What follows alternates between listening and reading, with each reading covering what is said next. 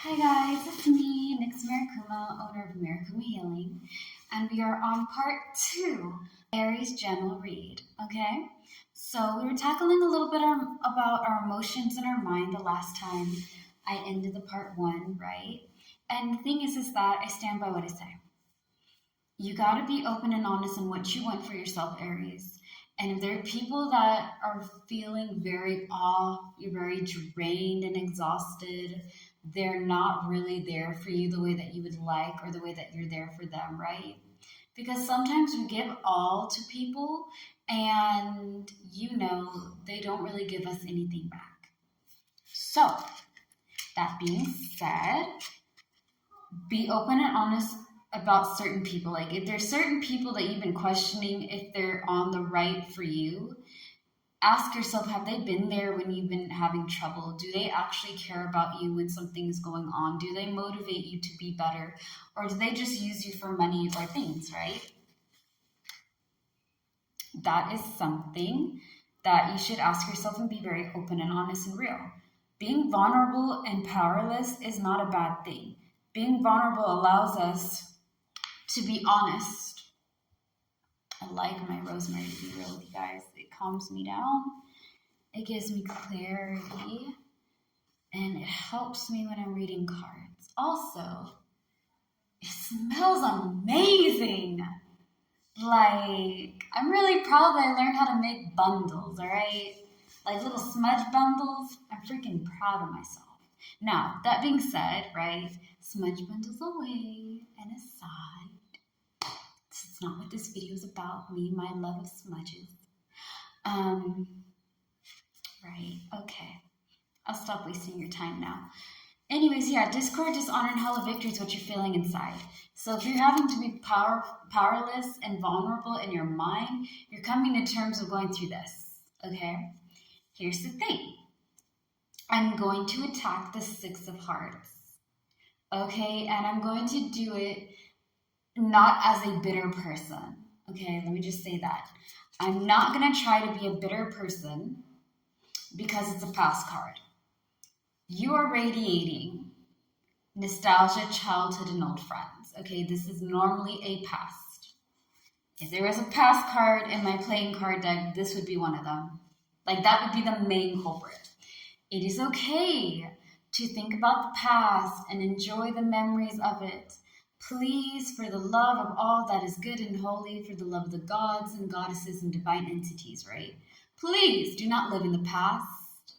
Don't live in it, man. Like, there's no point for us to go over there and pretend to be in a time that already happened. This could also, because it's paired up with like rebelling and fighting for a cause, right? I think you're also coming to terms that certain things in the past didn't do you right. Some people or some situations may have done you dirty. Because you have discord, dishonor, and hollow victories. Hollow victories is like bittersweet. So a lot of you guys know I was in a narcissistic relationship when I was much younger, right? In my early teens to like early adult ages, from like 14 to like 19 or 20, right? It was a wonderful time because who doesn't love being attacked by a narcissist? And taking care of a kid? It's paradise! But, yeah, sarcasm aside, it was horrible, right? And I couldn't take the child that I was taking care of with me because I had, like, guardians. Like, I was a guardian to them, but I didn't have parental right.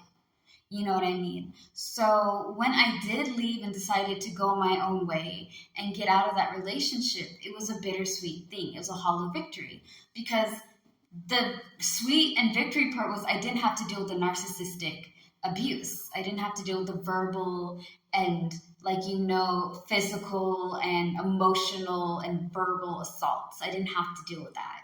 I didn't have to deal with being assaulted in inappropriate ways because of this person and the mind games, right? I didn't have to deal with that anymore.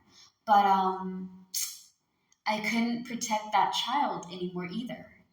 And so when I left them behind. And that was really heartbreaking because, again, I had to leave it to somebody who had no faith could really take care of the kid, and there's nothing else that they could do. It's just one of those really fucked up situations. But that being said, it took me time to get into a better place. It was a bittersweet thing, okay? It was bitter because I can't protect the person that I was protecting for all these years. And I had to leave because I couldn't take the abuse anymore.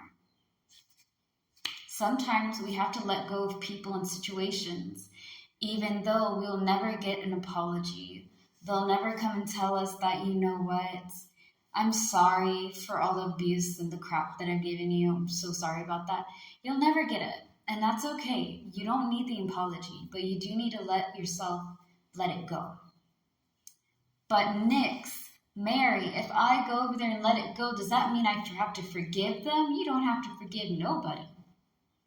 You have to forgive yourself, okay? Before anybody hit me with what would Jesus do or what would the great gods and goddesses do, respectfully and truthfully, forgive yourself for being in the situation and trying your best to make a bad situation pretty. Forgive yourself, Aries. You tried your best, it didn't work, and that's okay. I'm still upset about it though. Be upset. I ain't going to tell you to get over yourself. I am going to tell you to get angry and get sad. Then let go. Feel what you need to feel in the moment in a healthy way without hurting yourself or other people, okay? If you're angry, go outside and scream, shout, punch a wall. I mean, don't punch a wall, guys. Fixing walls are really hard. Believe me, I've done it. But yeah, like making sure that you get yourself together, it's okay. Now, I feel like you're going to get over it and heal a lot better because you're learning to fight for yourself and stand up for what you believe in. This also goes for your leadership and exploration is your greatest hope. You want to be in charge, but you also want to be able to experience new things.